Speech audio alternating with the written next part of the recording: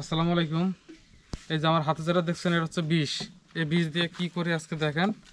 আসেন কাছে আসেন, কাছে আসো।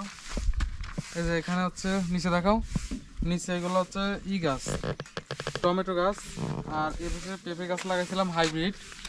এখন যে কাহিনী হয়েছে সেটা হচ্ছে এগুলোর ভিতরে এগুলো পোকা আছে, গোবর পোকা বলি আমরা। ওই পোকা ভিতরে ঢুকছে, ঢোকার পরে ভিতরে একবারে গর্ত করে ফেলতেছি। এই কারণে আজকে গাছে স্প্রে করবো না, ডাইরেক্ট মাটির ভিতরে দেবো। দেখেন এই যে এটার ভিতরে পুরোটা হচ্ছে বিষ। এই যে বিষ ঢেলে দিচ্ছি। এই যে এখানে একটা আছে, এটাতে দিব। এই যে আর এই গাছগুলো ঠিক আছে, তারপর দিয়ে রাখি, কারণ এগুলো আশেপাশে গোবরের সার দিয়েই করা তো। কাঁচা গোবর হইলে এগুলো হয়ে যায়।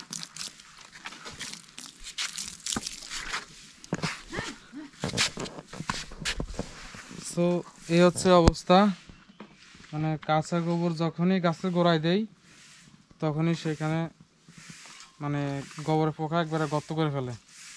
পুরাটা একবারে মনে হয় যে কেউ মনে হয় এটা হাত দিয়ে মানে নাড়াচাড়া করছে, পুরা মাটিটা একবারে নড়াচড়ায় ফেলে।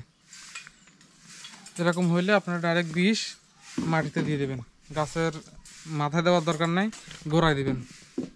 যদি ভিডিওটি ভালো লাগে অবশ্যই সাবস্ক্রাইব করে দেবেন এবং সঙ্গে থাকবেন। আল্লাহ হাফেজ।